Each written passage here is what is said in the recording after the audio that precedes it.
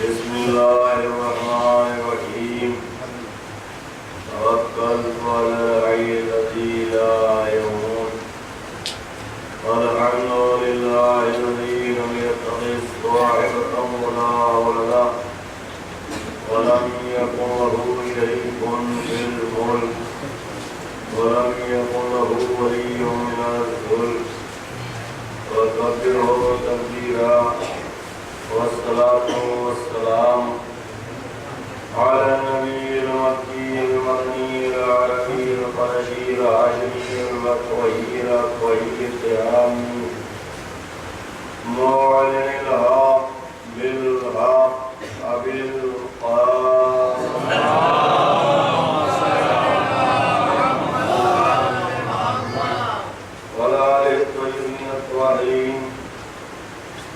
المعصومين المظلومين المنتخبين المنتجبين الذين أذهب الله عنهم الرجس وطهرهم تطهيرا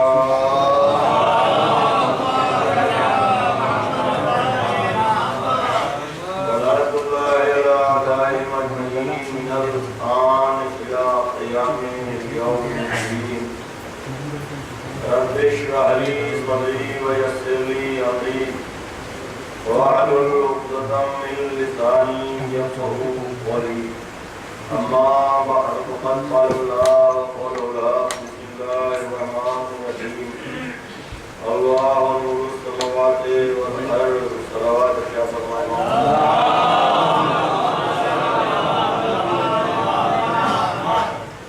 حضرات گرامی حضرات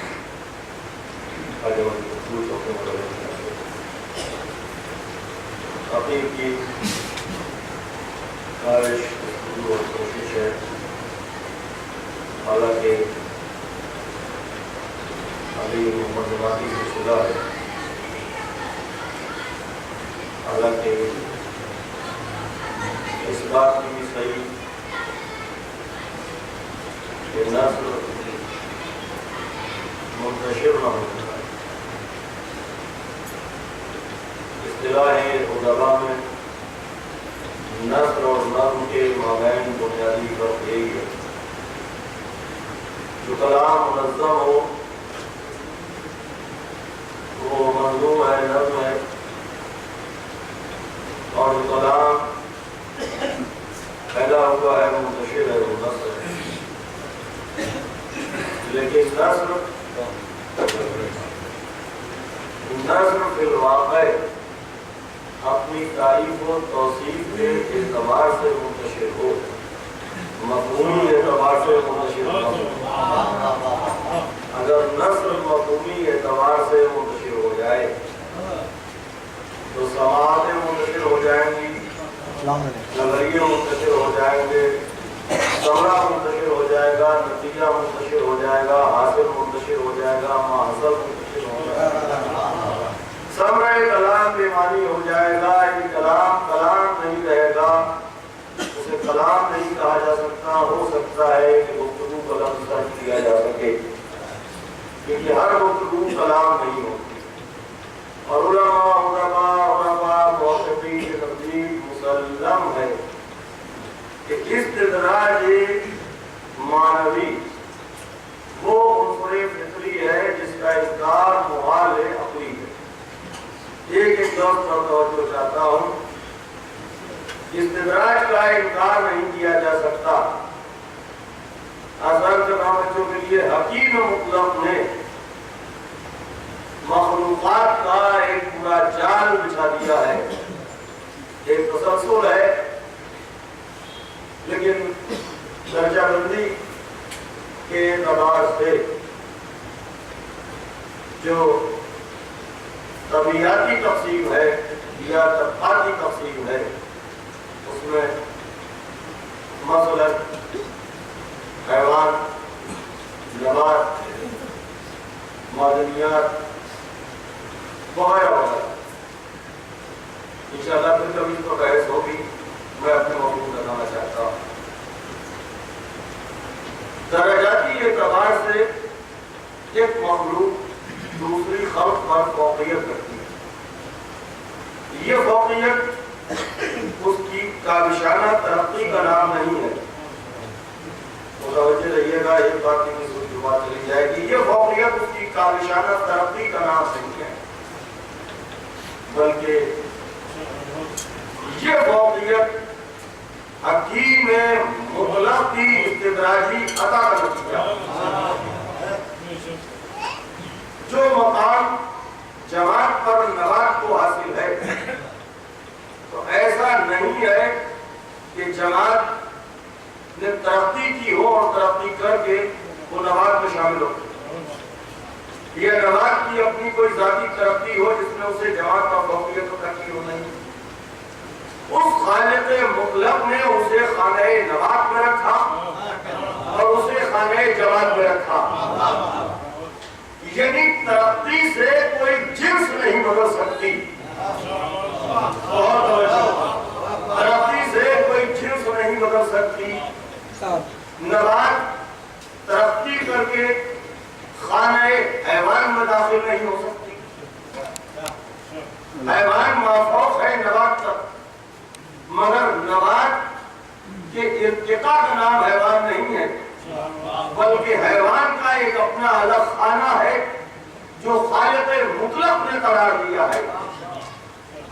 اب اس کے بعد کل کی توحیدی گفتگو آپ کا اذان عالیہ میں ہے، ماں بیر امتیاز اور ماں بیر اشتراک کی بات۔ حکیم مطلق نے وہ خلق جسے انسان کا، بشر کا، اور مقام شکر میں انسان کے لیے یہ قرار دیا گیا کہ وہ اس کا نام لے، اس کی تسبیح کرے۔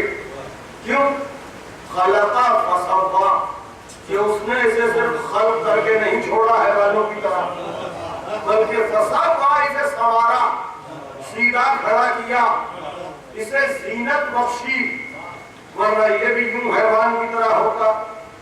تو جس طریقے سے نبات کی ترقی جماعت نہیں، جماعت کی ترقی نبات نہیں کہلاتی، نبات کی ترقی حیوان نہیں کہلاتی، اسی طریقے سے کائنات عالم کوئی مثال لانے سے عاجز ہے، یہ محال عقلی ہے کہ کوئی حیوان ترقی کر کے انسان بن جائے۔ حیوانی ارتقاء کو انسان نہیں کہتے، انسان کا اپنا ایک الگ خاکہ ہے۔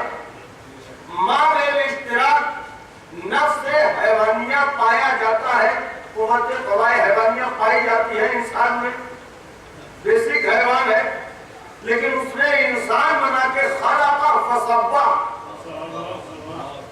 خلق فسوا کہہ کے اسے ماں بیر اشتراک کے ساتھ ساتھ ماں بیر امتیاز کا زیور عطا کیا کہ حیوان یہ بھی ہے، مگر اسے ہم ممتاز کرتے ہیں نفس ناطقہ سے۔ یہ نفس ناطقہ اس کا خاصہ ہے، کیوں؟ اس لیے کہ یہ انسان ہے۔ اب ایک زینہ اور جلدی سے طے کر لیں تبھی گفتگو مکمل ہو جائے۔ ایک نظریہ ہے جو سوائے معاملات کے اور کچھ نہیں کہ حیوان نے ترقی کی، جس میں مثال کے طور پر پیش کیا جاتا ہے۔ مثال کے طور پر کیا ایک مکمل نظریہ ہے بہرحال کہ بندر ترقی کرنے کے بعد انسان مل گیا، نام سے اس بات، اگر بندر ترقی کرنے کے بعد انسان مل گیا تو پھر بندر ہی کام سے رہا، جب ارتقاء کے بعد وہ انسان بن گیا تو باقی بندر کہاں بچے گئے؟ ارتقاء سے حیوان انسان نہیں بنتا،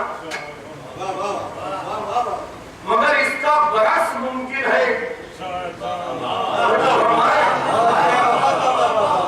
اس کا برعکس ممکن ہے کہ مزاج کی پستی سے انسان حیوان بن جائے،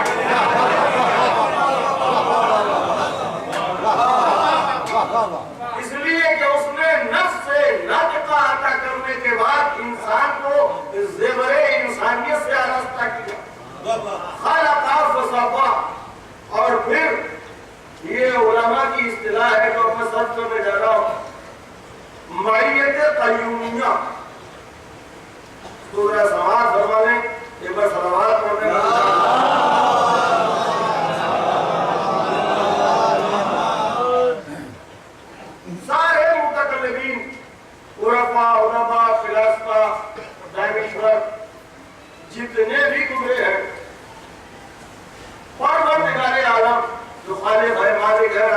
शहई है, मुतकल्लिम है, मुजीद है, सलावत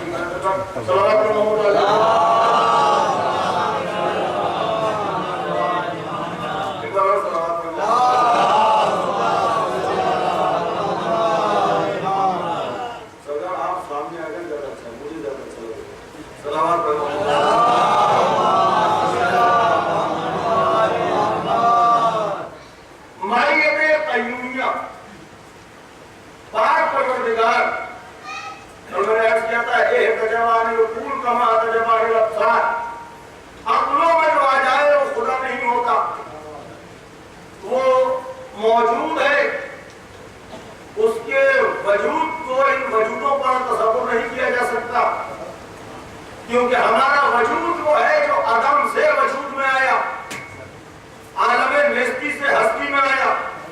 जो आलम नेस्ती से हस्ती में आए ये वजूद है, मगर ये वजूद मुतकाज़ी है इस बात का कि जिस तरीके से ये आदम था उसी तरीके से ये फिर कल अदम हो जाए, फनाशी नजर हो जाए। वजूद बारी ताला किस तरह का वजूद नहीं, बल्कि वजूद जो जहां पर भी है, अगर तीन है तो कहीं वहां हादीस में बताया गया इशारा है, उसकी अलग मौजूद है, उधर इशारा की तौर पर से खास कर रहा हूं कि तीन में वो चौथा है, चार है तो वो पांचवा है। कुल्ली तौर पर मकसद ये है, ये सड़क पर कलाम है, मकसद से मौजूद ये है कि वो हर जगह मौजूद है। अब हर जगह मौजूद है, इसका मंफी तर्जुमा होगा तब बात बन पाएगी, यानी कोई जगह उससे खाली नहीं है, खला उसके वजूद से नहीं है, यानी वो ऐसा वजूद है जो मुहीत अलकुल है, वो ऐसा वजूद है जो मुहीत अलकुल है। खला इम्कान खला नहीं है उसके वजूद से, अगर इम्कान खला अगर मिनल वजूद हो जाए तो फिर वो कदीम मिज़ाज में रहे, हादिस हो जाए। इसीलिए फिलासफा ने एक बहस की माहियत क़य्यूमिया की। माहियत क़य्यूमिया का मतलब ये है कि उसका ग़लबा, उसका जबरूत वो हर लम्हा हर लहज़ा आपके साथ है। तो हर लम्हा हर लहज़ा आपके साथ है का मतलब ये है कि ये इजबार नहीं है, उसका इख्तियार है, आपके साथ है। आपके साथ है का मतलब ये है कि इसमें आपकी सलाहियत तो दखल नहीं है, उसका वजूद ही वही तलब्बुल है। अब आपकी सलाहियत का कमाल कहां से शुरू होता है? तौहीद की आखिरी सतर पढ़ने जा रहा हूं। आपकी सलाहियत का, मखलूक की सलाहियत का कमाल कहां से शुरू होता है? हस्ती बारी का इकरार मुतकाज़ी है अमल का। शरीफ साहब चला बहुत तवज्जो चाहता हूं, फिर तो समाज होता है। हस्ती बारी का इकरार मुतकाज़ी है अमल का। इतना ही फर्क है बैनल इल्म वल जहल, जाहिल और आलिम के माबैन। इसे बिल्कुल आसान करके बच्चों के लिए अर्ज करूं, इल्म का मतलब है जान लेना, किसी शय के बारे में, किसी जात के बारे में, किसी रंग, किसी भी शय के बारे में जानना, जान लेना, ये इल्म है। इस रास्ते से अगर आप गुजरे और आपको पता है कि यहाँ पर सांप बैठा हुआ है, आलिम है, आप इस बात की अच्छी तरीके से सारे दलाइल आपके पास मौजूद हैं और यकीन की मंजिल है सांप सामने, तो आप आलिम हुए इस खबर के कि यहाँ सांप है। तो आलिम होने के बाद अब तकाज़ाए फितरत ये है कि अमल ऐसा किया जाए कि सांप से बचा जाए। तवज्जो फरमाना। तो आलिम होने के बाद आपका फरीदा ये है कि आपका अमल उसके मुताबिक हो। आपने कहा होगा हम तो जाएंगे ऐसे ही, पता ये चला कि साहब ने डस लिया। अब जब इस फेल पर तनकीद और तबसरा लिखा जाएगा तो कोई ये तस्लीम नहीं करेगा कि आपके पास शय लतीफ अक्ल मौजूद थी। क्यों? इसलिए कि इल्म के बाद, जानने के बाद उसके मुताबिक अमल क्यों नहीं किया? जानने के बाद अमल क्यों नहीं किया? यानी हस्ती का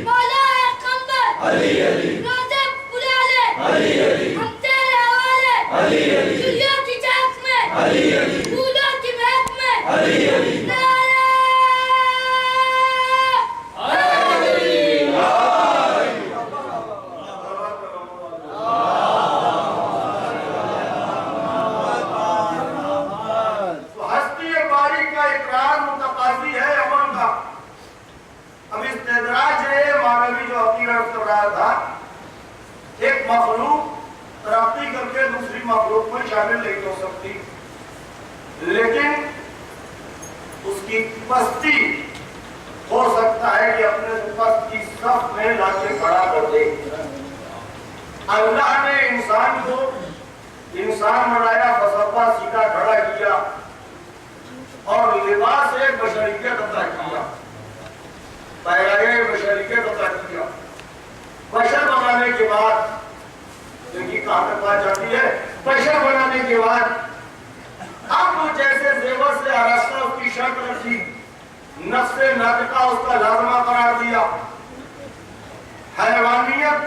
حیوانیت ہونے کے باوجود بھی یہ تمہید ہے انشاءاللہ آخری مجلس تک کام آئے گی، حیوانیت ہونے کے باوجود بھی چونکہ انسان ہے، بشر ہے، لہذا اس کی حیوانیت جو مشترک ہے مگر اس اشتراک کے باوجود بھی کامن ہے، مگر اس اشتراک کے باوجود بھی اس کی حیوانیت اور حیوان کی حیوانیت اور گھوڑا گدھا خچر سب کھاتے، انسان بھی کھاتا ہے۔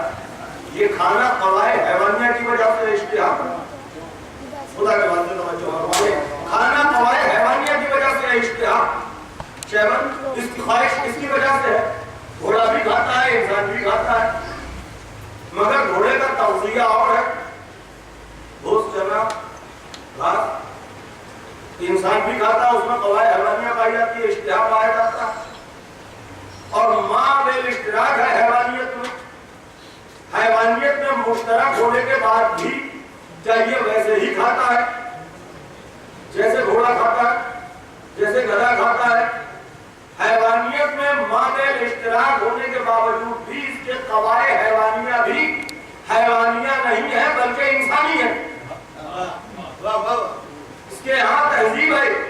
اسی لیے قدرت نے نظام میں یہ اس کی شان کریمی اور حکیمی ہے کہ وہ مدبر عالم ہے، تدبر مدبر عالم خالق ہے، لیکن خالق ہونے کے بعد اس نے حکمت کو دخل میں رکھا۔ انسان کے بچے کو جسے اشرف المخلوقات قرار دیا، نہایت ہی کمزور بنایا۔ اگر دھوپ میں چھوڑ دیجئے تو مر جائے، سائے میں ڈال دیجئے تو مر جائے، چونچیاں لپٹ جائے تو مر جائے، مکھیاں لپٹ جائے تو بڑے دھن نہیں کر سکتا۔ کوئی تربیت کرے، کیوں؟ مچھلی کا بچہ ایسے سے نکلتے گھر میں شروع ہوتے۔ یہ بیسک ڈفرینسز جو ہے بیسکلی کیوں؟ کہ جانداروں کے بچوں میں اور انسان کے بچے میں فرق یہ ہے، اس کو محتاج تربیت اس لیے رکھا، اس کو محتاج ربوبیت اس لیے رکھا، اس کو محتاج پرورش اس لیے رکھا تاکہ یہ تہذیب شناس بنے، اس لیے کہ اسے معاشرے میں رہنا ہے۔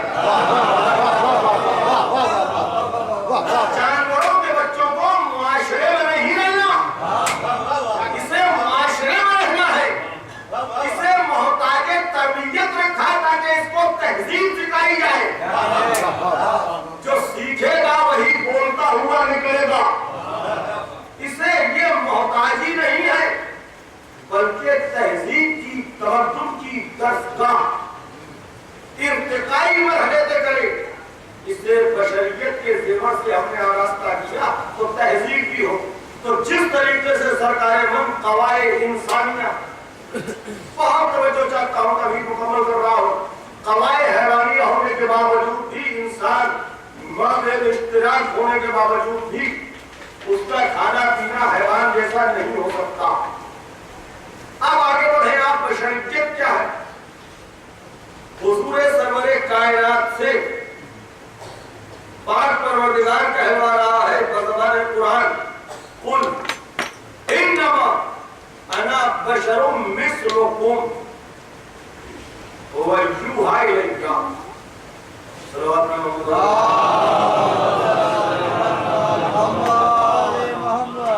کہیے توجہ کہ میں بشر ہوں،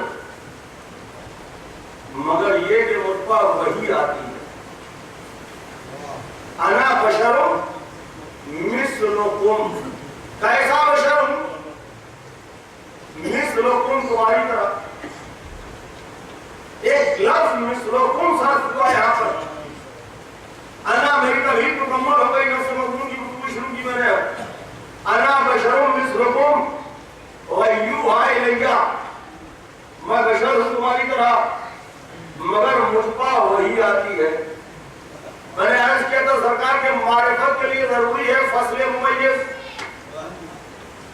قرآن کریم نے کیا نزاکتیں برتی، انا بشرم مثلکم، پہلی بات یہ نہیں فرمایا کہ انا مثلکم بشرم، اگر یہ ہوتا میں تمہاری طرح ہوں، مثلکم مقدم ہوتا تو اس کا فائدہ بشریت ہوتی، یعنی پھر یہ ہوتا کہ میں تمہاری ہی طرح بشر ہوں، میں تمہاری ہی طرح بشر ہوں، نہیں، انا بشرم مثلکم، میں بشر ہوں، بشر کو سرنامہ کلام قرار دیا، مثلکم تمہاری طرح، اور وَيُوحَى إِلَيَّ فصل ممیز استعمال کیا۔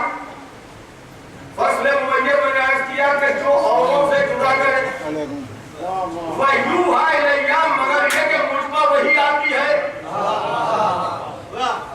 یعنی میں ویسا بشر نہیں جیسے تم بشر، توجہ فرمائے، مگر یہ کہ مجھ پر نہیں، توجہ فرمائی، وَيُوحَى إِلَيَّ مجھ پر وحی آتی ہے، یعنی وحی آنا بشریت کا لازمہ نہیں ہے، توجہ فرمائے، اگر وحی آنا بشریت کا لازمہ ہوتا تو ہر بشر پر وحی آتی۔ انا بشرم مثلکم، میں بشر ہوں تمہاری طرح، وَيُوحَى إِلَيَّ، یہاں پر رکیے، پہلے لفظ بشر پر بات واجب ہے۔ بشر جنس ہے، مادہ ہے، طبیعت ہے، طینت ہے، خصلت ہے، پیرایا ہے، پیکر ہے، لباس ہے، کیا ہے بشر؟ ہزار رخوں سے بات ہو سکتی ہے، اشرے ہو جائیں گے سب میں۔ بشر ہے کیا؟ لفظ بشر پر بات کرے، قرآن اپنا ترجمہ خود کرتا ہے۔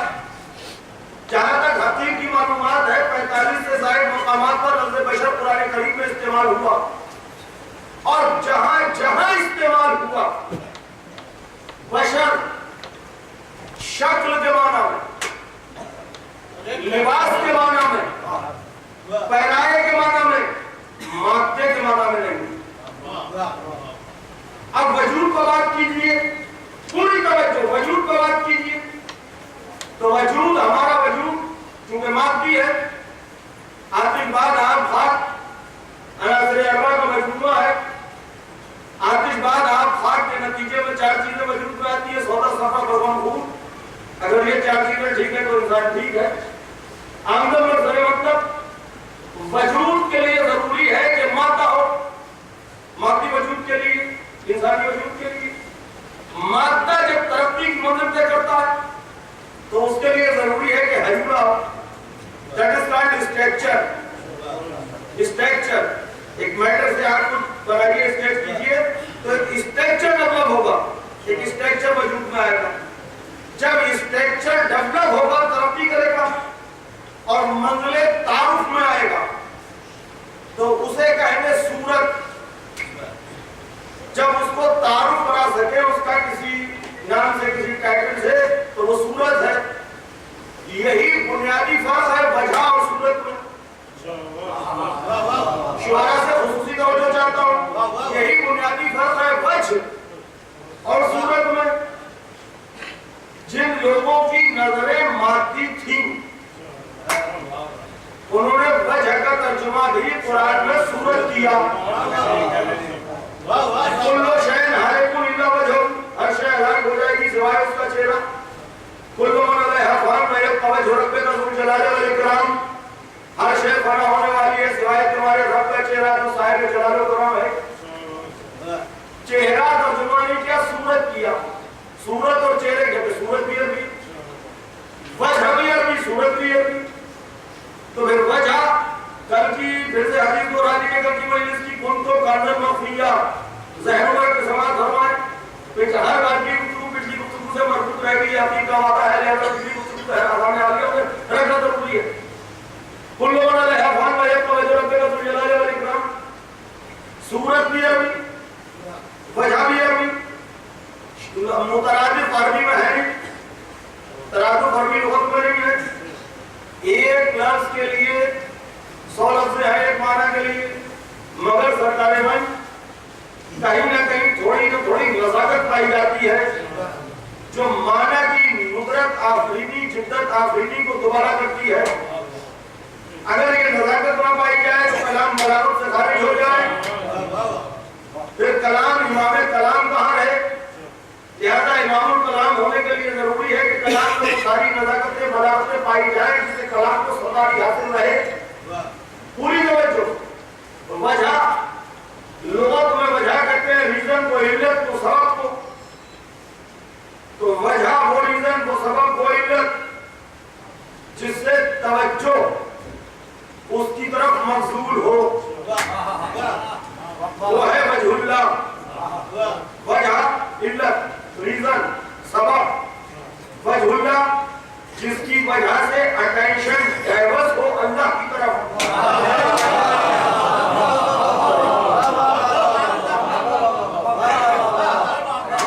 कल की मजलिस का मुफाद ले आए लीजिए। लौला नहनु माउबदल्लाह, अगर हम ना होते तो अल्लाह की इबादत ना होती। लौला नहनु माउरिफल्लाह, अगर हम ना होते तो अल्लाह की मारिफत ना होती। तो वजह, रीजन, इल्लत, वजहुल्लाह वो इल्लत, वो सबब। सबब बैनकुम व बैनल्लाह, पहली मजलिस में गुफ्तगू थी, वो सबब। अव्वलुद्दीन मारिफत जब्बार, दीन की इब्तिदा उसकी मारिफत है, वो सबब जिसकी वजह से तवज्जो अल्लाह की तरफ मबज़ूल हो। सूरत और चेहरे का बुनियादी फर्क यही है कि सूरत का लाजिमा है हयूला, that is called structure. Structure का लाजिमा है मादा, आई मीन मैटर।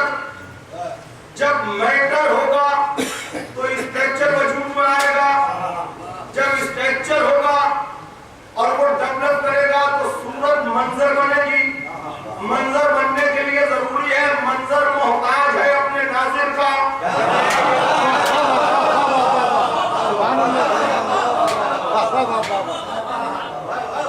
मंजर मोहताज है अपने नाज़िर का।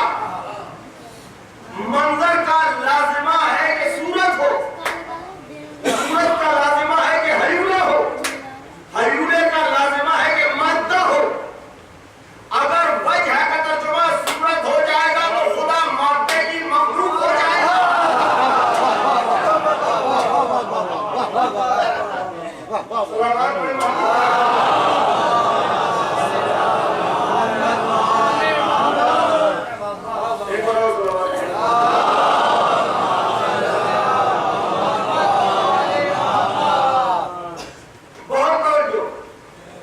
सूरत अगर तर्जुमा हो जाएगा तो मादे का मोहताज हो जाएगा, मादे का पैकर हो जाएगा। पैकर के बाद सूरत, सूरत का लाजिमा है कि नजर आए। जब नजर आए तो मंजर होगा, मंजर नाज़िर का मोहताज होगा। और जो मंजर बनने के लिए नाज़िर का मोहताज हो जाए वो हादिस होगा, कदीम नहीं होगा। जब कदीम होगा तो मोहताज होगा, उसके अज्जा होंगे।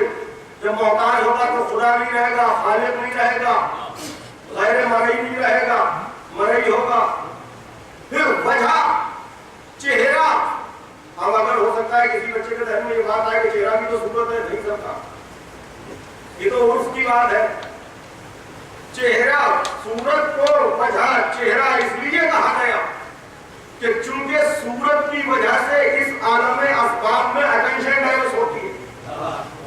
आप मेरी तरफ मुतवज्जे हैं, मेरी तरफ देख रहे हैं, मेरी तरफ मौजूद है, आपकी अटेंशन मेरी तरफ डाइवर्स है। क्यों? मेरे चेहरे की वजह से, मेरी सूरत की वजह से, सूरत की वजह से, इसलिए इसे चेहरा कहा जा रहा है। आप, मैंने कहा तवज्जो, आप उधर देखने लगे और मैं कहूँ तवज्जो। ये जाके जब मैं बताया कहना तवज्जो क्यों कहता है? तवज्जो, तवज्जो का मतलब है कि चेहरा चेहरे के रूबरू हो। तवज्जो के मीनिंग ऑफ दिस, तवज्जो का मतलब ये है कि चेहरा चेहरे के रूबरू हो। आप उधर देखने लगे, मैं कहूँ तवज्जो, आपने कहा हम मतलब वो आप पढ़ते रहिए, हम सुन रहे हैं, मुझे देख रहे हैं उधर। ये तवज्जो नहीं है, ये तहजीब के खिलाफ है। तवज्जो का मतलब ये है कि चेहरा चेहरे के रूबरू हो। और फरमाने में जो कर रहा हूं اللہ کا مطلب کیا ہوگا؟ جس کی وجہ سے توجہ اللہ تک جائے.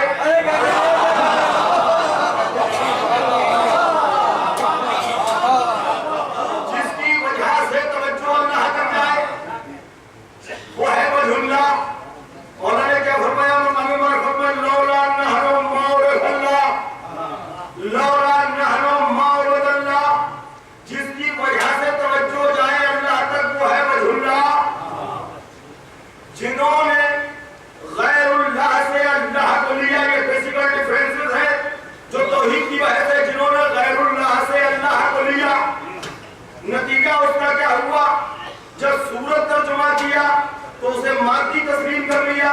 جب مادی تسلیم کیا تو کسی نے تخت سے بڑا بتایا، کسی نے تخت کو چرچرایا، کسی نے اشارہ یہ نتیجہ ہوا غیر اللہ سے لینے کا. وجہ اللہ کا مطلب یہ ہے کہ جس کی وجہ سے توجہ اللہ تک جائے. ہم نے جب وجہ اللہ کو میدان میں ذوالفقار سے قہر کی بجلی برساتے دیکھا تو ہماری توجہ اس طرف مبذول ہوئی کہ اللہ قہار ہے. ہم نے جب وجہ اللہ کو مسجد کوفہ کے چبوترے پر بیٹھ کر فقیروں کے ساتھ روزہ کھولتے دیکھا تو ہماری توجہ اس طرف مبذول ہوئی کہ اللہ کریم ہے. ہم نے جب وجہ اللہ کو ٹھوکر سے مردے کو جلاتے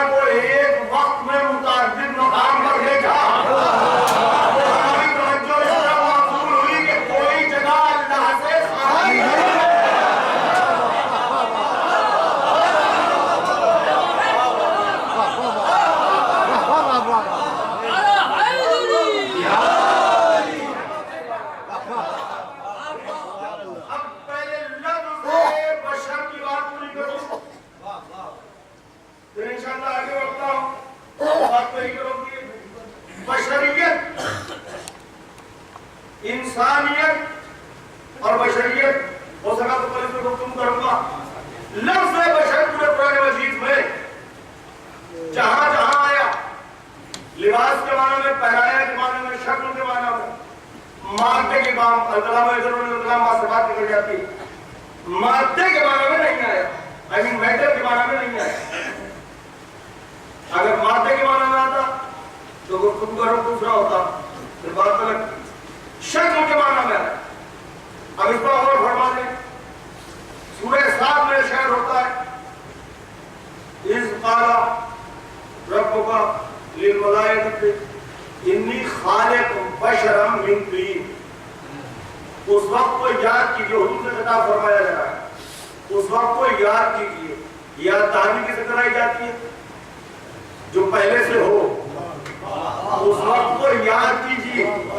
اس قال زمانہ یاد دلایا جا رہا ہے. اس قال اس طرح ہے، اس قال رب کا جواب کے رب نے کہا ملائکہ سے انی خالقم بشرم.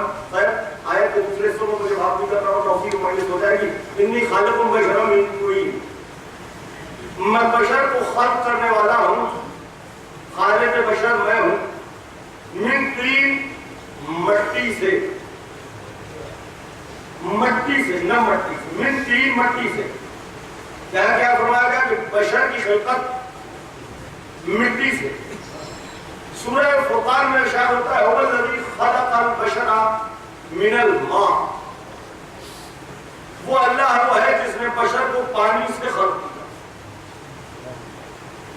وہاں میٹر کیا ہے؟ مٹی. بشر کہاں ہے؟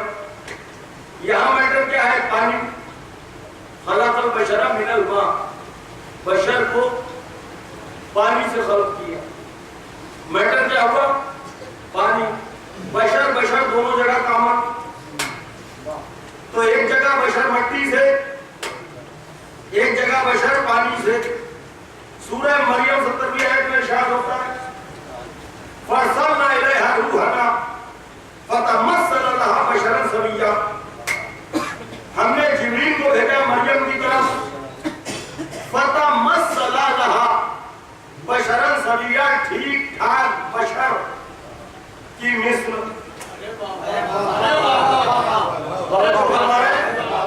لفظ مثل بھی موجود، لفظ بشر بھی موجود، مگر آج تک کوئی دعوے دار یہ کہتا ہوا نہیں ملا کہ جبریل ہماری مثل.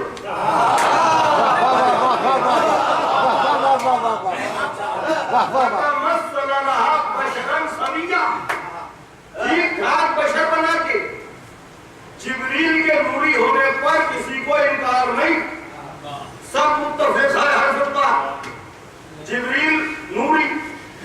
تو یہاں نوری بشر، سورہ فرقان میں آبی بشر، سورہ صاد میں خاکی بشر.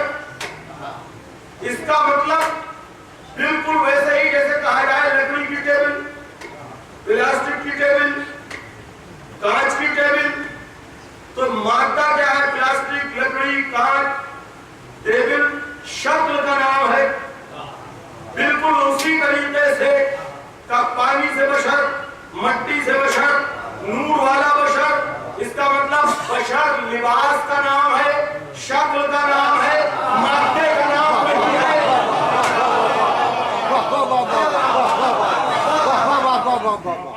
میٹر کا نام بشر نہیں ہے، شکل کا نام بشر ہے. فَتَمَثَّلَ لَهَا بَشَرًا سَوِيًّا، شکل کا نام بشر ہے، میٹر کا نام بشر نہیں ہے.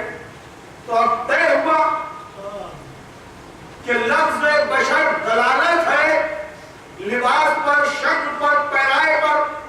دوسری جگہ پر قرآن میں ارشاد ہوتا ہے کہ اگر ہم ملک کو بھی ان میں بھیجتے، انسانوں میں اگر ملک کو بھی بھیجتے، وَلَلَبَسْنَا عَلَيْهِمْ مَا يَلْبِسُونَ، صرف ایک اشارہ دے رہا ہوں، کوئی آیت پڑھ رہا. تو اسی لباس میں جو یہ پہنے ہوئے ہیں، یعنی پیرایہ بشری میں. تو قرآن نے بشر کو ایک پیرایہ، ایک لباس بتایا. اب لغت اٹھائیے تو بشر، بشرہ، اس کے معنی ہے صاف جلد کے. یہ مقام شکر ہے. دیکھیے دوسرا امتیاز، ایک حکیم نے کلام کیا تھا فصبہ، اب دوسرا امتیاز آپ کا بشر، بشرہ، اس کے معنی ہے صاف جلد کے. انسان کی اسکن اور حیوان یعنی جانور کی اسکن میں بنیادی فرق یہ ہے کہ اس کی اسکن بالوں سے چھپی ہوتی ہے. انسان کی اسکن کو اللہ نے بالوں سے چھپایا نہیں، بلکہ صاف ڈھونڈے رکھے اور اس کی اسکن کو نمایاں رکھا جو دیدہ زیب ہو، جاذب نظر ہو، تہذیب کا ایک وقار قائم ہو سکے، ایک وزن ہو، ایک ہم آہنگی ہو، ایک برجستگی ہو. اسی کو کہتے ہیں بشر، یعنی صاف جلد والا. تو ایک صفت ہے بشر، نہ کہ مادہ ہے بشر. تو اشتراک صفت بشریت میں ہوگا. توجہ فرمائیں، اشتراک صفت بشریت میں ہوگا. اب اللہ سے کیا کہلوا رہا ہے؟ اللہ کیا کہلوا رہا ہے اپنے رسول سے؟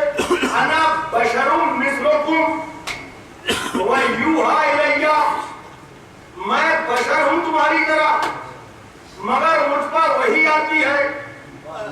وہی آنا بشریت کا لازمہ نہیں ہے. خدا کے واسطے توجہ فرمائیں. اگر لازمہ ہوتا تو سب پہ آتی. وہی بشریت کا لازمہ نہیں ہے. انا بشروں مثلکم ویوحی الیہ. فصل ممیز سے الگ کر دیا. بشریت کو فصل ممیز سے الگ کر دیا. اب ترجمہ ہوگا کہ میں بشر تو ہوں تمہاری طرح مگر احمد تمہاری طرح نہیں ہوں, گناہگار تمہاری طرح نہیں ہوں, خطاکار تمہاری طرح نہیں ہوں. میں صرف بشر تمہاری طرح ہوں اور وہ سا بشر نہیں ہوں. میں وہ سا بشر ہوں ویوحی الیہ جس پر وحی آتی ہے.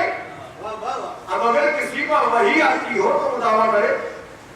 تو جب بشریت کا لازمہ وحی آنا نہیں تو لفظ مثلکم اس بات کی دلیل کیسے ہو سکتا ہے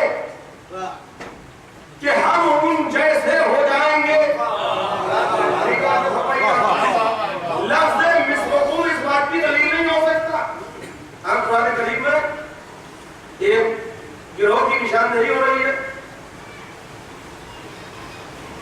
ارشاد ہوتا ہے توریت کھانے والوں کے لیے اللہ کہتا ہے کہ انہوں نے نہیں اٹھایا توریت کو سوائے ایسے کہ جیسے گدھا بوجھ اٹھاتا ہے.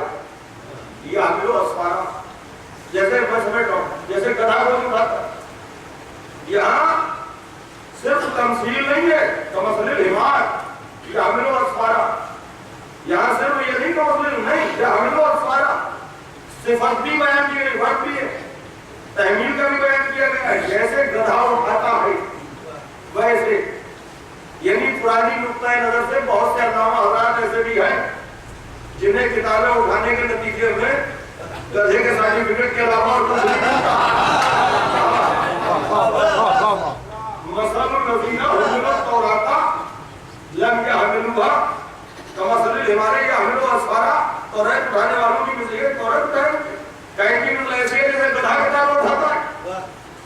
لفظ مثل بھی موجود, صفت بھی موجود, مگر کیا کسی انسان کو گدھے کی طرح کہا جا سکتا ہے جب کیا صفت بھی موجود ہے, وقت کا بھی تذکرہ ہے. وہاں ویوحی الیہ فصل ممیز ہے. بشریت کی بات کی گئی اور بشریت کی بات یہ ہے مقام انکساری. بشریت کی بات کی کیوں گئی؟ اس لیے کی گئی تاکہ تمہیں دینا ہے پیغام, تمہیں پہچانا ہے دین, تم تک تہذیب, تمدن, کلچر, اسلام, شریعت اور فطرت بشریہ یہ ہے. پوری توجہ, فطرت بشریہ یہ ہے کہ انسان کچھ لیتا ہے اپنے جو اسے اپنے شکل و شمائل سے نظر آئے. یہ فطرت کی بات ہے, یہ فطری بات. اس سے لہذا پیرائے بشر میں بھیجا.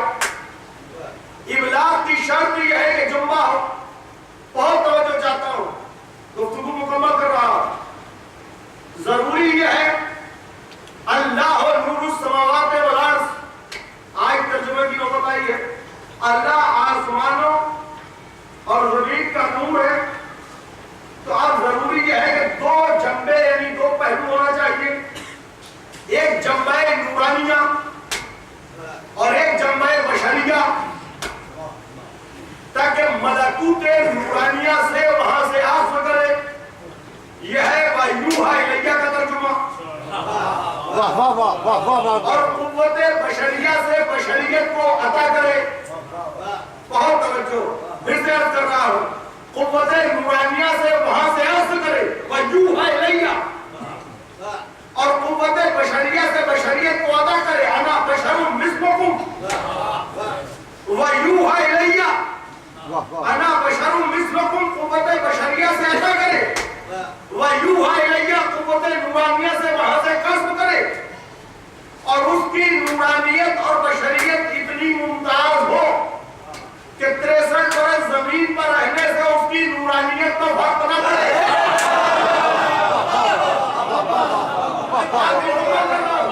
63 برس زمین پر رہنے سے اس کی نورانیت میں فرق نہ پڑے, اور قاب قوسین کی منزلوں سے گزرنے کے بعد اس کی بشریت پر فرق نہ پڑے.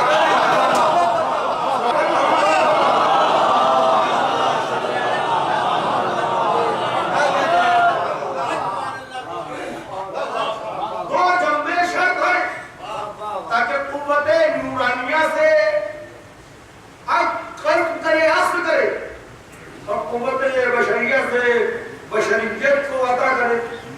اب آگے بڑھیں گا بشروں مثلکم وَيُوحَىٰ إِلَيَّ. بنیاد کہاں سے شروع ہوئی اس فساد کی؟ سب سے پہلے جب حکم دیا گیا کہ آدم کو سجدہ کرو، خود پروردگار نے فرمایا کہ خالق میں شامل، یہ کہہ کے انکار کیا. قال اللہ لکم لبشر خلقته من صلصال. کیا میں ایسے کو سجدہ کروں جسے مٹی سے خلق کیا گیا؟ بشر لبشر، یہ لفظ ہے لبشر، بشر کو سجدہ نہیں. بشر کہہ کے نبوت کا انکار کیا، بشر کہہ کے خلافت کا انکار کیا. توجہ فرمائیں خدا کا آپ کو خوشی ہوئی ہے. بشر کہہ کے خلافت کا انکار کیا، بشر کہہ کے نبوت کا انکار کیا، بشر کہہ کے امر خداوندی کا انکار کیا، اور کہا من صلصال، مٹی سے بشر، مٹی والا بشر کہہ کے الیاذ باللہ توحید کی، آدمیت کی، بشریت کی، نبوت کی، حکم خداوندی کی، خلافت الہیہ کی. اس لیے کہ جہاں اعلان تھا انی خالق بشر من طین، وہیں اعلان تھا انی جاعل فی الارض خلیفہ. توجہ فرمائیں. انہوں نے کہا میں سجدہ نہیں کروں گا، یہ تو بشر آئے اور مٹی سے کام کیے گئے ہیں. تو اس فتنے کا پہلا موجب جس نے کہا یہ بشر ہے،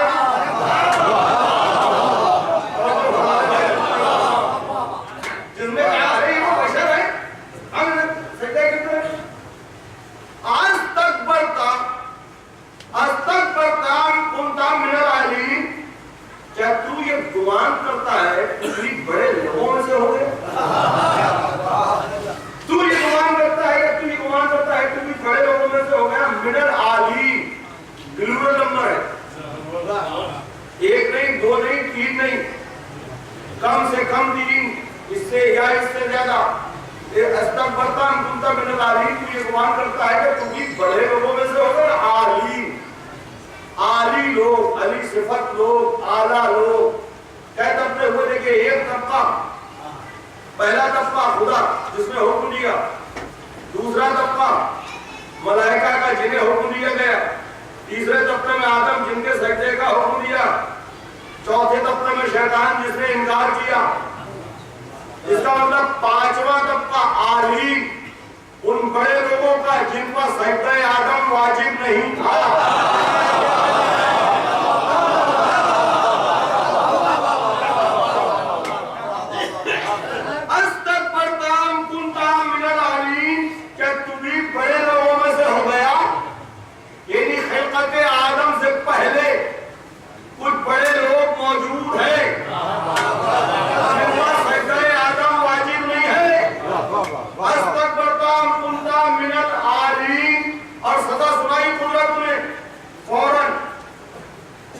نکل جائے یہاں سے، قال فاخرج منها فإنك رجیم. یہاں سے نکل جا کیوں تو رجیم. رجیم کا آسان ترجمہ اپنی لغت میں ہوتا ہے مردود، وہ لعنتی نہیں ہوتا کیونکہ استعمال آگے آیت موجود ہے. وَأَنَّا عَلَيْكَ اللَّعْنَةُ.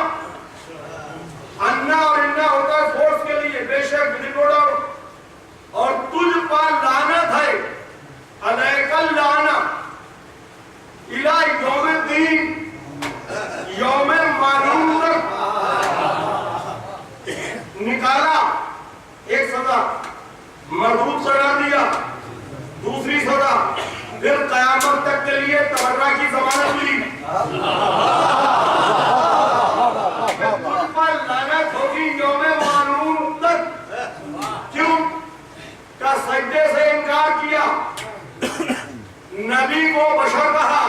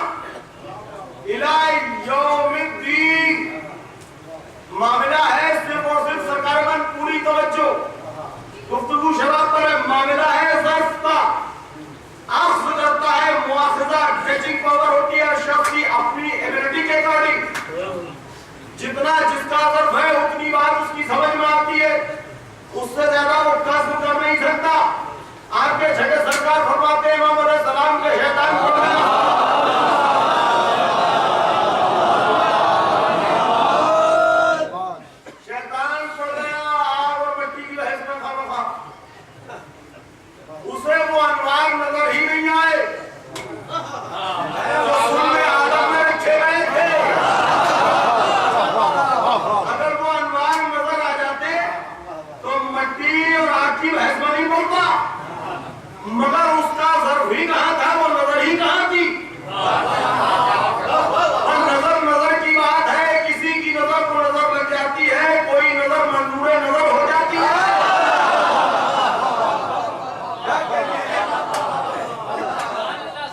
شرف قبولیت سب کے مقدر میں نہیں ہوتا۔ اب مولا سے پوچھا گیا سجدہ اور غیر اللہ کے مسئلے میں، مولا فرماتے ہیں سجدہ اللہ کو تھا۔ کئی آدم بیچ میں کیا کر رہے تھے، ملائکہ کے اور اللہ کے؟ تو آپ کے چھٹے سرکار پھر فرماتے ہیں معارف میں کہ آدم کو قبلہ بنایا گیا تھا۔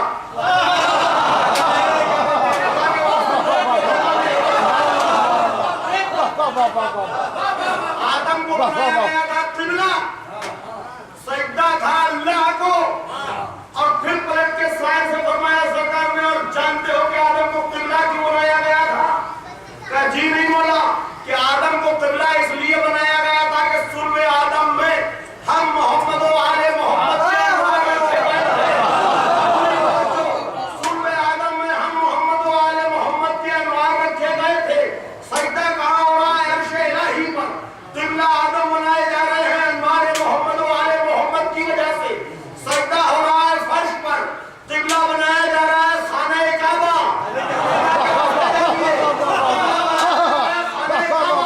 اس لیے کہ ہے مولد علی، سجدہ چاہے عرش پر ہو۔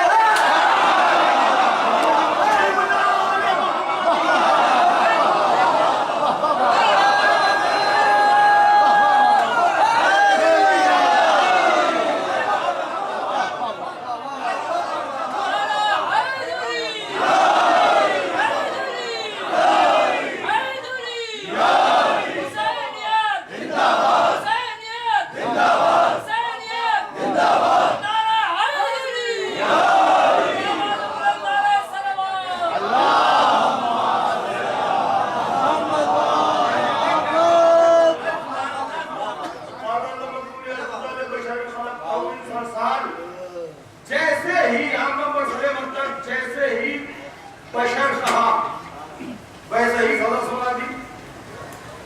اور یہ دیکھیے اہلیت کی بات ہوتی ہے سرکار وقت، نااہل کو اگر پروموشن مل جائے تو یہ بھول جاتا ہے جس نے پروموٹ کیا ہے وہ ڈیموٹ بھی کر سکتا ہے۔ اسے عبادتوں کے سلے میں اٹھا لیا گیا، پروموٹ کیا گیا۔ نااہل کو پروموشن راس نہیں آتا، یہ ذہن میں رکھیے گا۔ بزرگ موجود ہے، زمینداری کے زمانے کی تاریخیں اس بات کی تائید کرتی ہے، نااہل کو پروموشن راس نہیں آتا، یہ بھول جاتا ہے جس نے پروموٹ کیا ہے وہ ڈیموٹ بھی کر سکتا ہے۔ بشر فوراً سزا سنائی، آگے بڑھیے آپ پورے قرآن کو کھملیے اور ڈھونڈیے لفظ بشر کو، اور پوری تاریخ ہے منکرین کی۔ یہ مزاج ہے، ٹیسٹ ہے، کس کا کس سے کیا رشتہ ملتا ہے۔ اب آگے بڑھیے، جناب نوح علیہ السلام کو ان کی امت نے یہی کہہ کے جھٹلایا، الحمد للہ قرآن کریم میں موجود ہے، سورہ مومنون اٹھائے کی، ما ھذا الا بشر مثلکم، کیا ان پر ایمان لائیں تو ہمارے تمہاری طرح بشر ہے۔ بشر کا اسی سورہ میں اس کے آگے والی آیت میں ارشاد ہوتا ہے انہم مغرقون، ان سب کو ہم نے ڈبو دیا۔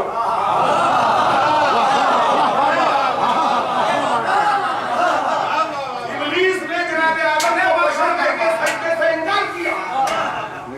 فاخرج منها فإنك رجيم وأن عليك اللعنة إلى يوم الدين۔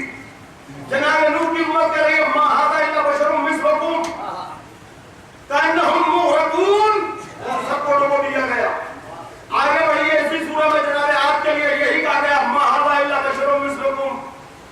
پھر جناب سمود کے لیے یہی کہا گیا ما ھذا الا بشر مثلکم۔ ارشاد ہوتا ہے فأخذهم الله العذاب، اور دوسری جگہ ارشاد ہوتا ہے فبعدا للقوم الظالمین، کہ ہم نے ان کو عذاب نازل کیا، انہیں عذاب الہی نے پکڑ لیا۔ آگے بڑھیے آپ، جناب موسیٰ کا زمانہ آیا تو کہا فَقَالُوا أَنُؤْمِنُ لِبَشَرَيْنِ مِثْلِنَا، کیا ہم ان دو لوگوں پر جو ہماری طرح بشر ہے، بشرائن تسمیہ، بشر نہیں بشرائن تسمیہ دو، لِبَشَرَيْنِ، کیا ہم ان دو بشر پر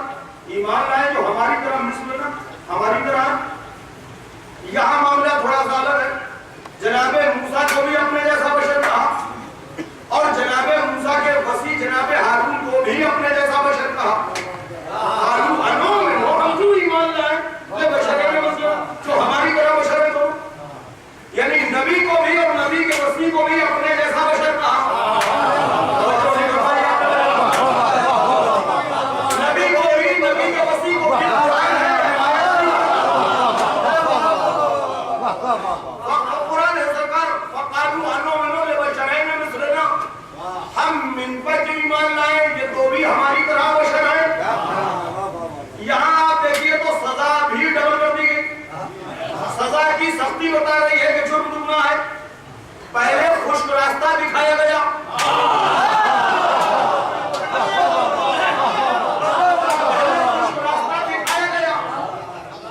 بعد میں وہ مرا, سزا کی سختی دیکھیے, جرم دیکھیے. لے بشرین, کیا ہم ان دو بشروں کو اپنی جو ہماری طرح ہے ان پہ کیوں ایمان لائے؟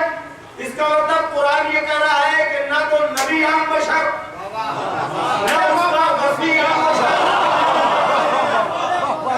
جس نے نبی کو عام بشر سمجھا اس پر عذاب آیا, جس نے نبی کے وسیع کو عام بشر سمجھا اس پر بھی عذاب آیا. اب ارشاد ہوتا ہے قرآن کریم میں, میں نے پرسوں آیت پڑھی تھی, اِنَّ شَاهِدًا عَلَيْكُمْ, ہم نے تمہاری طرف رسول بھیجا کیسا؟ کما ارسلنا, جس طریقے سے ہم نے فرعون کی طرف موسیٰ کو رسول بنا کے بھیجا. تو حضور سرور کائنات مسیح موسیٰ, جناب موسیٰ کے لیے کیا کہہ رہا ہے قرآن؟ فَقَالُوا أَنُؤْمِنُ لِبَشَرَيْنِ مِثْلِنَا, موسیٰ کی امت نے کہا کہ ہم ان دو بشروں پر جو ہماری طرح بشر ہیں دونوں, ان پر کیسے ایمان لائیں؟ انہیں خشکی دکھائی اور اس کے بعد قدرت نے ڈبو مارا. تو قانون قدرت یہ ہے کہ جس نے اس کے نبی کو یا نبی کے وسیع کو عام بشر کہا, اس کا عذاب نازل ہوا. تو پھر ہونا یہ چاہیے کہ جو سید المرسلین کو اپنے جیسا بشر کہے اس پر عذاب نازل ہو جانا چاہیے. تو قدرت آواز دے گی, ما کان اللہ لیعذبہم وانت فیہم. قرآن کو رٹو مت سمجھو, ہم نے اپنے رسول سے کہا ہے اے حبیب جان عالم جب تک آپ ان کے درمیان ہیں, ما کان اللہ لیعذبہم وانت فیہم, جب تک آپ ان کے درمیان ہیں ہم ان پر آسمان سے عذاب نازل نہیں کریں گے. ہاں اگر علی کا دشمن عذاب مانگے گا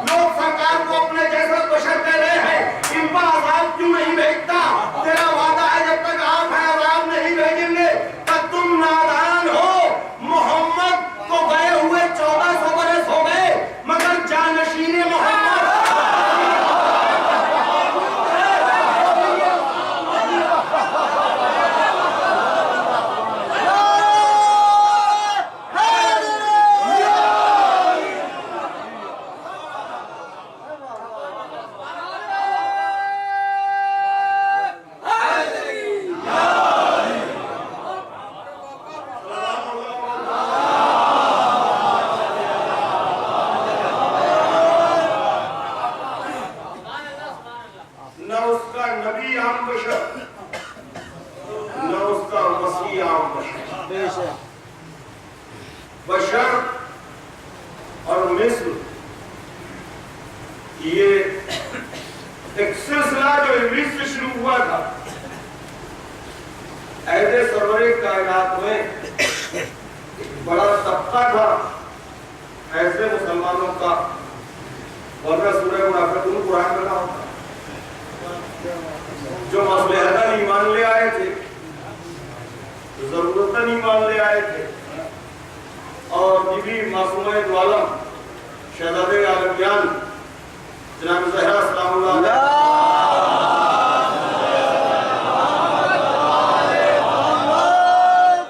نے جو خطر کرے کے ساتھ فرمایا ہے اس میں آپ نے خطاب فرمایا میرے دربار میں بھی برباد کی ہے کہ جب بھی جنگ کی آگ بھڑکی ہمارے ہی گھر کے لوگ میدان میں کودے اور تم اپنے خیموں میں بیٹھے اس بات کے منتظر رہے کہ کب اسلام کو شکست نصیب ہو اور تم الٹے پاؤں اپنے مذہب پر واپس چلے جاؤ. کوئی تو ہوتا میرے دربار میں تو ہوتا کہ یہ آپ کیا فرما رہی ہے میرے رسول. خاموشی ایڈمیشن کی دلیل ہے. وہی نظریہ جب مملکت آ رہا ہوا تو اس نے کہا کوئی نبی نہیں آیا, کوئی رسول نہیں آیا, بنی ہاشم نے ایک ڈھونگ رچا. سلسلے کی آخری بات امام حسین علیہ السلام نے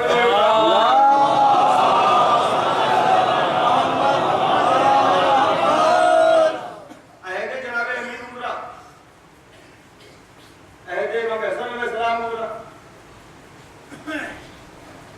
یہ کام جو امام علیہ السلام نے فرمایا وہ اقدام نہ آپ کو عہد جناب امیر علیہ السلام میں ملے گا نہ عہد امام حسن علیہ السلام. الگ الگ طرز لیکن جس تفصیل سے امام حسین علیہ السلام کا احترام امام حسن علیہ السلام کی سوروں کے موقع پر وہی کربلا والے امام حسین سوروں میں شامل نہ تلوار نکلتی ہے نہ رجز ہے وہی کربلا والے امام حسین علیہ السلام اور امام حسن علیہ السلام شہزادہ قاسم کے لیے وصیت نہیں کرے یہ میری طرف سے قربان. تو جس طریقے سے صلح حسن علیہ السلام میں امام حسین شامل ہیں بالکل اسی طریقے سے کہ شہزادہ قاسم تلوار نہیں چلا رہے بنیابت امام حسن تلوار چلوائی ہے. وصیت کی شکل میں تعبیر ہے تعبیر کی شکل میں وصیت ہے بنیابت امام حسن علیہ السلام تلوار چل رہی. امام حسین علیہ السلام کا انتظام آپ یہ ایڈریسنگ ہے سورہ محسوس کرتے ہیں آخری بات میں اس کے بعد مسائل عہد جناب امیر عہد امام حسن علیہ السلام یہ پوری تاریخ اسلام کا نچوڑ ہے اصطلاح ہے جو وضع کی گئی ہے آفٹر جسٹ سرور کائنات اجماع استخلاف شورا اور چوتھی چیز کا ہے اجماع. حالانکہ کلیہ ہے کہ ناقصین کا اجماع بھی ناقص ہے بالکل سامنے کی بات ہے کسی بحث کی ضرورت نہیں لمبی چھوڑی کوئی بات نہیں کوئی ایسی علمانہ بات نہیں بالکل دو دنی چار والی بات ہے. اگر کائنات کے سارے اندھے اجماع کر دیں تو کائنات کے سارے اندھے اجماع کرنے کے بعد کیا اجالا کر سکتے اگر اندھوں کا اجماع ہو جائے تو کیا اسے نور پیدا ہو جائے. اجماع ایک لغت کا معنی ہے ایک جیسے لوگوں کا کسی بات پہ جمع ہونا یہ اجماع. اس کے بعد استخلاف کی اصطلاح ہے کہ پہلے والا باپ والے کو نامینیٹ کر دے. تیسری چیز ہے شورا کی اصطلاح ہے سوپائڈ بی آئی پیز آفٹر ڈسکشن کسی کو طے کر لیں ڈیسائیڈ کر لیں یہ شورا. اس کے بعد چوتھی اصطلاح اس کے بعد وجود میں آئی ہے یہ جناب امیر علیہ السلام کے چوتھی اصطلاح پیروکار کا جس کے پاس قوت ہے طاقت ہے فوج ہے لوگ ہیں رؤساء ہیں وہ بھی خلیفہ. دلیل کیا ہے تب اگر اللہ کو منظور نہ ہوتا تو اللہ ایسے قوت طاقت دیتا ہی جناب امیر علیہ السلام کے سامنے پہلے دور میں اجماع ہے پوری توجہ مولا کائنات نے سنت کر اس کے بعد پھر استخلاف سامنے تھا مولانا نے سنت کیا پھر شورا سامنے تھا مولانا نے سمجھانے سے انکار کر دیا. عہد امام حسن علیہ السلام آیا امام حسن علیہ السلام نے جو صلح میں جو شرائط کی میں ایک شرط یہ تھی کہ حاکم شام اپنے بعد کسی کو نامینیٹ نہیں کرے گا یعنی امام حسن علیہ السلام اوپنلی استخلاف سے لڑ رہے تھے اور بہت اوپنلی امام حسن علیہ السلام استخلاف سے لڑ رہے کہ حاکم شام اپنے بعد کسی کو نامینیٹ نہیں کرے گا. جب عہد امام حسین علیہ السلام آیا تو یہ چاروں چیزیں میں قہر و غلبہ کے ایک پوائنٹ پہ اکٹھی ہو چکی تھی. خدا کے واسطے توجہ فرما لیں آپ یزید کا اجماع بھی ہو چکا تھا استخلاف بھی تھا شرط توڑ کے حاکم شام نے اسے نامینیٹ کر دیا تھا اور شورا سو پوائنٹ وی آئی پی نے آفٹر ڈسکشن اسے سجیسٹ بھی کر دیا تھا اور قہر و غلبہ طاقت اور ملکوتیت تھی اس کے پاس قوت. جب یہ چاروں چیزیں اپنی جگہ پہ اکٹھی ہوئی اور حسین ابن علی علیہ السلام سے بیعت کا مطالبہ کیا تو اب یہ صرف یزید بیعت نہیں مانگ رہا تھا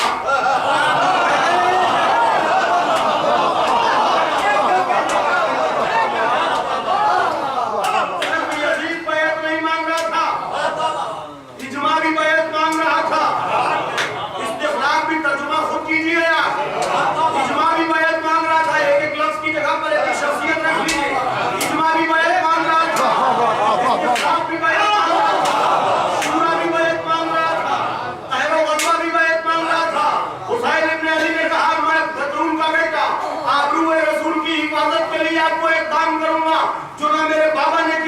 نہ میرے بھیا نے کیا، اور ایسی ٹھوکر لگاؤں گا یہی قیامت تک کے لیے نہ اجماع رہے گا۔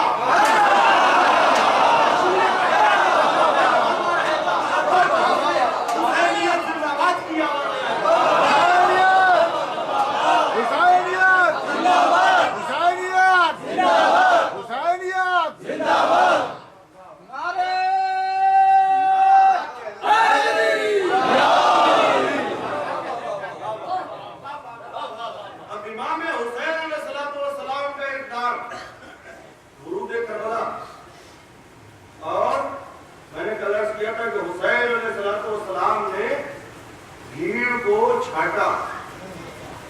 حسین کا ہدف معیار تھا، مقدار نہیں۔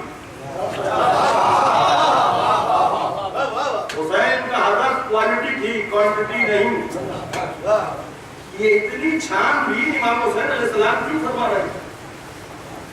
یا آگئی بات ہے، ہم نے سنتے چلیے، اتنی چھان بھی بقیہ کا نہیں کرتا، امام حسین علیہ السلام اتنی چھان بھی کیوں فرما رہے ہیں؟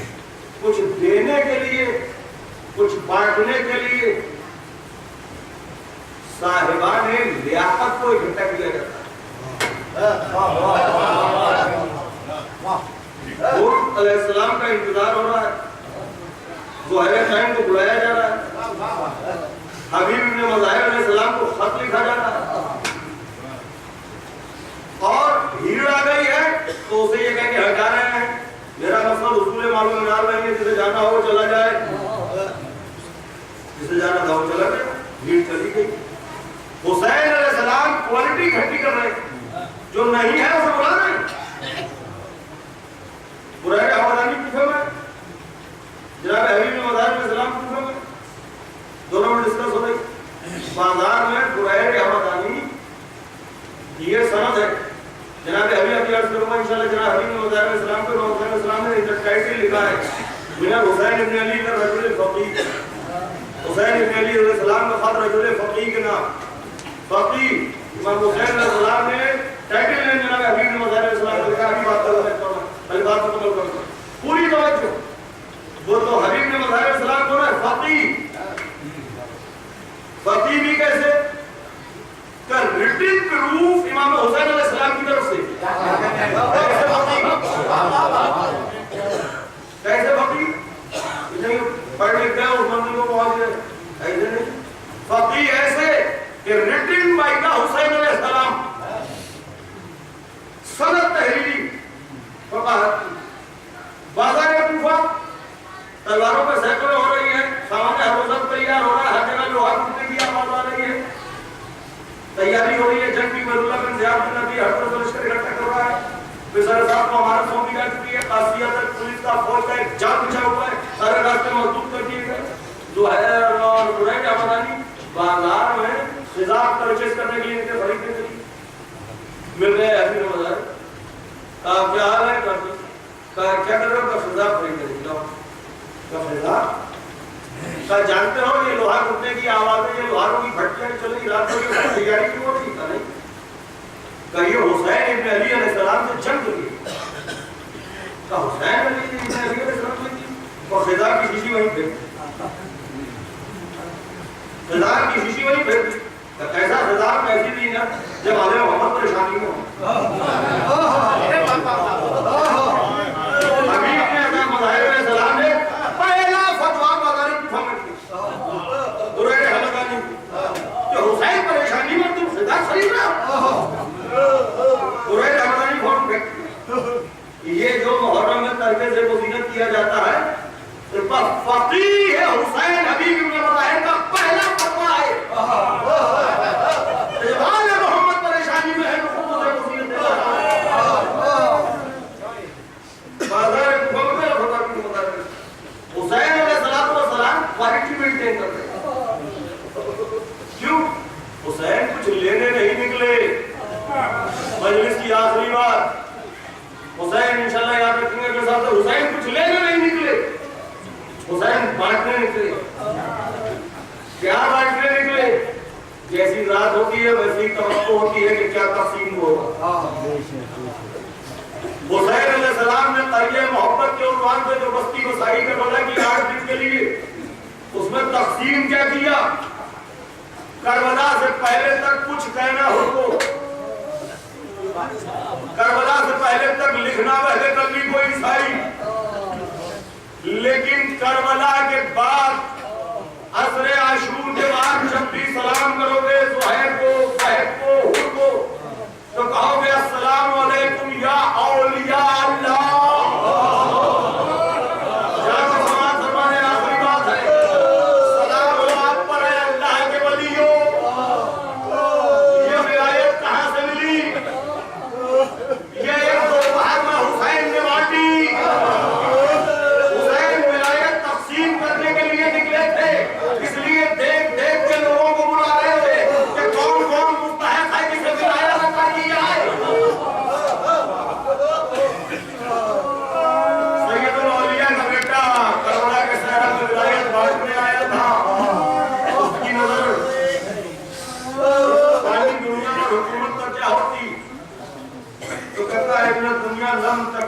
دنیا نہ ہے نہ آتی نہ ہوگی،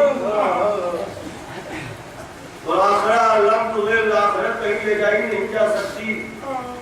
امام حسین علیہ السلام ہے جناب علی بن ابی طالب علیہ السلام کو خط لکھا اور ٹائٹل ہے من الحسین ابن علی کو سوال سے ہوتا ہے کہ الى الرجل الفقیر، یہ خط ہے حسین ابن علی علیہ السلام کی طرف سے رجل فقیر کے نام۔ دیکھو کہ لغت میں آنا سوچ بوجھ کے ہیں، تفقہ دین اسی کہتے ہیں دین میں سوچ بوجھ رکھتا ہے۔ اصطلاح علماء فقیر مسائل شریعت میں مہارت اور سوچ بوجھ رکھتا ہے، یہ اصطلاح ہے مسائل شریعت جاتی ہے۔ علی بن ابی طالب علیہ السلام کون ہے؟ امام حسین علیہ السلام کے دوست۔ حسین کا دوست ہونا بڑا منصب ہے یا عالم؟ کتنا بڑا منصب ہے علی بن ابی طالب علیہ السلام کا۔ بڑے منصب کے ہوتے کوئی چھوٹا منصب نہیں لکھا جاتا۔ اس کا مطلب فقیر کتنا بڑا منصب ہے۔ اور میرے جس روح سے میں فقیر کتنی بڑی چیز ہے۔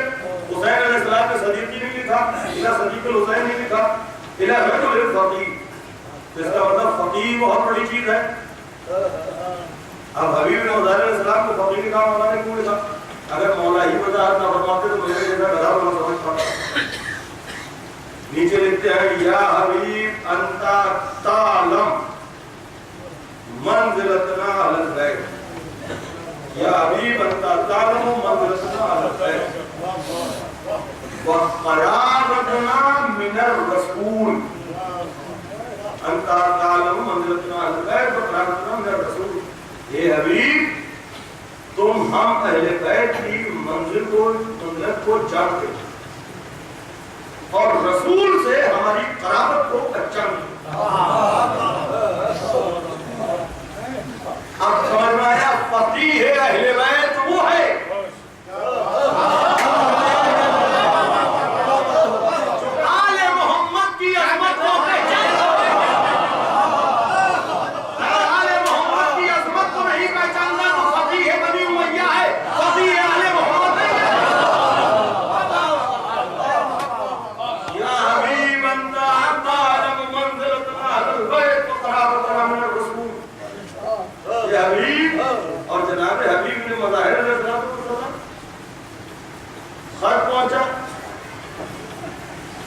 پہنچا نہ کیا رب الباب کیا کون کام ہے ان کے حسین لوگ ہاتھ سے چھوٹ گیا کہ یہ بھوٹی کو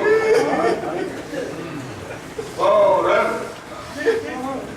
کھلا دروازہ کھولا خط کو دیکھا پہلے خط کو آنکھوں سے لگایا چھما بھروسہ دیا کہ یہ خط نہیں ہے منسوب ہے من الامام یہ فقیر حسین علیہ السلام کا فتویٰ ہے کعبی حسین کی نسبت ہے اس کاغذ کی تو واجب احترام ہے حبیب سر پر کہنے اب پڑھتے ہیں سر پڑھتے ٹائٹل پڑھا اس کے بعد سر پڑھنا شروع کیا حبیب ہم نرمائے اشتیاء اور ثانی زہرا نے کہا کہ بھئیہ سر ساتھ کی فوجیں چلی آ رہی ہیں آپ اپنے دوستوں کو کیوں نہیں بلاتے حبیب ہماری نظر تم پر ہی جڑ رہی ہم تمہارا انتظار بقال بسائے نکلے یہ وقیہ میر سے پوچھنے لگے مولا نے بلایا پھر جیسے کہ میں سوچ رہا تمہارا یہ مقام ہے اتمام حجت اس میں کہ حالات بہت باشو عارف کا واقعہ جناب مسلم علیہ السلام کے بچوں یہی تو اس نے منادی طریقہ ہے اور یہ صدامت تھا ایک دوسرا ایک دوسرے سے واقف نہیں تھا زیادہ نبی کے دور میں اتنا شیعہ اچھل دیا کرتا کیوں کریں توبہ جس نے جناب مسلم علیہ السلام کو مہمان بنایا اس کا بیٹا تھا خلاف اس نے جا کے تبلیغ کی مقام اتمام حجت جناب نبی محمد علیہ السلام مومنہ کی طرف نہیں اس نے کہا تو میری ابا کو موڑ لو دروازہ مجھے دے ابھی بھی ایسی کوئی بات نہیں اور اس کے بعد جناب حبیب محمد سید علی بن طاؤوس علیہ السلام لکھتے ہیں کہ جناب حبیب محمد علیہ السلام ہاتھ میں ڈنڈا لے کے اس انداز سے نکلے جیسے اپنی کھیتیوں پر جاتے جناب حبیب محمد علیہ السلام دوسرے کے سمیدار کو جس طرح سے اپنی کھیتیوں پر جاتے تھے اس انداز سے نکلے تاکہ کوئی شک نہ کر سکے کہ حسین علیہ السلام کی مدد کرتا جناب حبیب محمد علیہ السلام نے گھوڑا دیا گھوڑا کو تبدیل لے جاتا اور میں محمد اٹھی گیا تو سارا لوگ اس انداز سے چلے گا جیسے اپنی کھیتیوں کو جاتے جب پہنچے روایت موجود ہے تو آپ نے دیکھا گھوڑے کی آنکھوں میں دار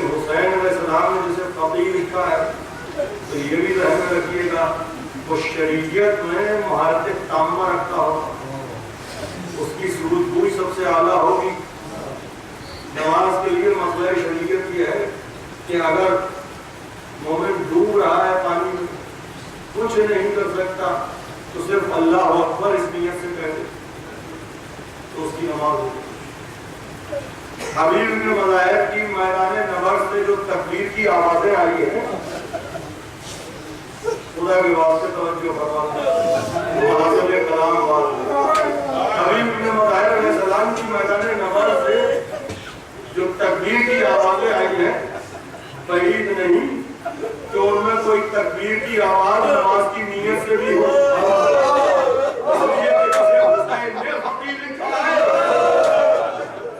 ہم اس کی نماز قضا نہیں مان سکتے۔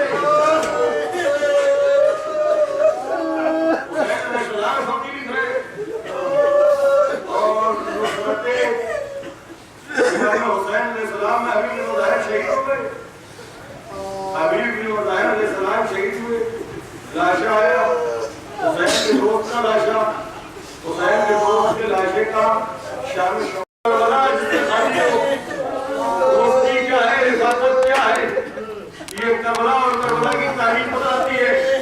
بس اسی عنوان سے ایک بات اور پڑھ لو، مال مجلس ہے، رونے کے لیے تو آقا کا نام کافی ہے۔ حبیب بن ظاہر علیہ السلام دوست ہیں آقا حسین کے، اور جناب مالک اشرف دوست ہیں جناب امیر علیہ السلام کے، اور کوفہ اور اس کے حالات، بصرے کوفے کے حالات جتنے بھی شیعہ نے علی کے بالخصوص نام پر افراد، ان سب کو قید کر لیا تھا، راستے مسدود کر دیے گئے تھے، اس کے علاوہ قید کر لیا تھا۔ یزید پلید کی ہلاکت کے بعد 4000 مومنین کی تعداد صرف اور صرف کوفے کے قید خانے سے نکلی تھی، دروازے توڑ کے۔ تو اب اندازہ لگائیے بصرے میں کتنے قید ہوں گے اور جگہوں پر کتنے کتنے لوگ قید ہوں گے۔ بالخصوص جو نامور افراد تھے انہیں قید و بند کی صحبتوں میں جکڑ دیا گیا تھا۔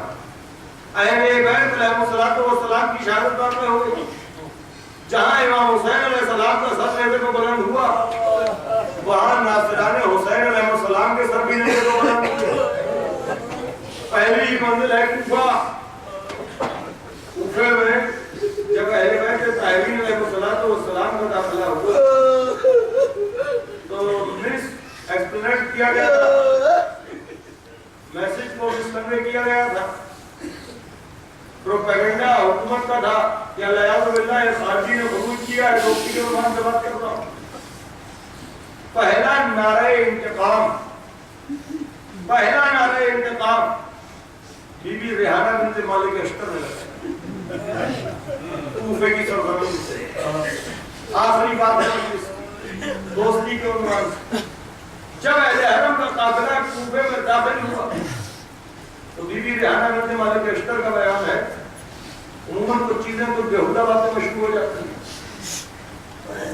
حقیر کے کاموں تک بھی آئی ہے متعدد بار کہ جناب ریحانہ پتھر برسانے کے لیے چھت پر بیٹھی، العیاذ باللہ استغفر اللہ، ہماری کوئی حیثیت نہیں، ہماری کوئی اوقات نہیں، ہم اپنے بچوں کو یہ سکھاتے ہیں کسی کا تماشا مت دیکھنا، غلط جگہ کھڑے مت ہونا۔ تم مالک اشتر جیسی ذات بیہودہ بات ہے، اس کی بیٹی کسی کا تماشا دیکھنے کے لیے بیٹھے، کسی کو پتھر پر نام سے بیہودہ بات۔ دلیل تو جانتی ہو یا نہ جانتی ہو، یہ تو جانتی تھی کہ حکومت آل محمد کے دشمنوں کی ہے۔ مالک اشتر کی بیٹی جس کا مملکت کی سیاست کا بڑا حصہ رہا ہو، رئیس کوفہ کی بیٹی، اور اس وقت بچی بھی نہیں تھی، ان کے خود بچے تھے۔ کتنا عرصہ ہوا جناب مالک اشتر علیہ السلام کی شہادت؟ بچی کہاں سے؟ کربلا کے وقت ریحانہ بنت مالک اشتر خود آپ کا بیان ہے بیوی کا، فرماتی ہے کہ دل پہ عجیب سی بے چینی تھی، بات کچھ نہیں تھی، لیکن دل پہ بے چینی ایک ابتدا کی گھبراہٹ، جیسے کوئی اپنا مصیبت میں حالات سے ہی نہیں تھا، بے چینی ایک گھبراہٹ جیسے اپنا کوئی مصیبت۔ اعلان ہوا شہر کو سجایا جائے، ماذ اللہ علیہ وسلم خاکی نے خروج کیا ہے، اس کے سر آنا اور انہیں رمسیم ہوتا ہے۔ خواب میں دیکھا بابا مالک اشتر حضور سرور کائنات مولا علی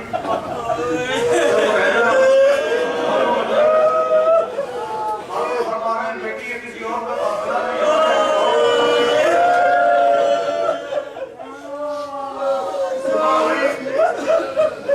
صبح ہوئی بچہ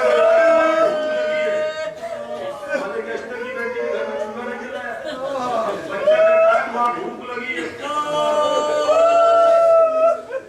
بیٹا بھوکا رہے جن کا ہم کلمہ پڑھتے ہیں ان کے بچے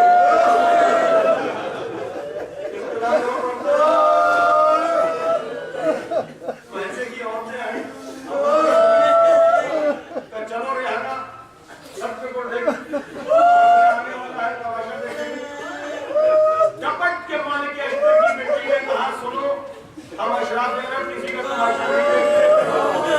मगर इतना याद रखना, जिन्होंने हमारा तमाशा बनाया है हमारे तरीक उनका तमाशा बनाना है। ये नारा इंतकाम था जो जिन्होंने हमारा तमाशा बनाया है हमारे तरीक उनका तमाशा बनाना है। वो औरतें ये समझी कि शायद परदेश में इनका कोई मर गया है, तो खबर आई है इसलिए आपसे है। तो उनमें से एक औरत जो मेरा मुंह लगी थी वो कहने लगी कि अगर मलकुल मौत ने तुम्हें नुकसान पहुंचाया होगा तो क्या तुम उससे भी बदला लोगी? मैंने क्या इतनी गलती करती है, तुम हमें क्या जानो? अगर इस गुस्ताखी में मलकुल मौत नहीं बचा।